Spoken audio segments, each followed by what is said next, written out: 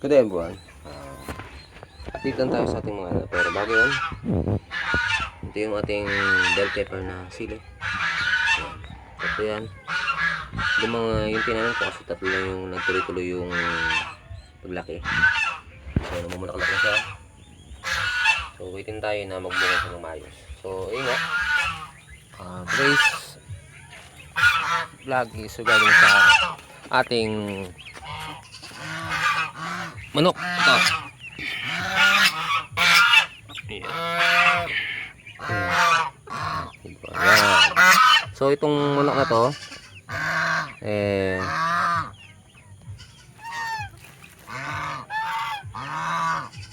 crossbreed ng Rhode Island Red at ng Black Australorp. So kita nyo naman yung pula pumunta dun sa leeg, papunta dun sa muka.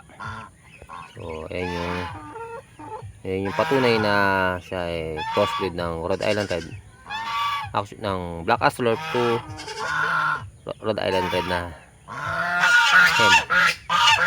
Nangingitlog na yan guys, at araw-araw din siya nangingitlog. So tulad din ng mga unang pag-itlog ng Black Australorp at ng Rhode Island Red. So ito yung sample ng itlog niya. Yan. So light brown. At the same time maganda rin kasi araw-araw din siya nangingitlog. So ganda nyo. Ganda ng pagkalabasan. So dalawa yan, yung ating pinalaki.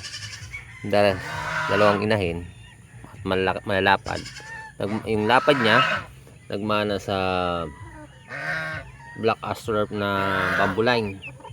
Yung nanay natin, yung pinakaunang lahi ng ng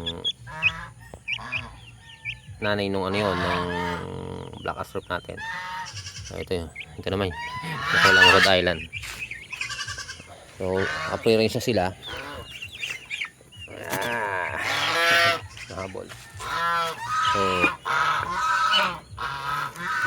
ang ganda rin i-produce o mag-produce ng gantong line for meat purposes kasi talagang malapad yung kanyang pangangatawan.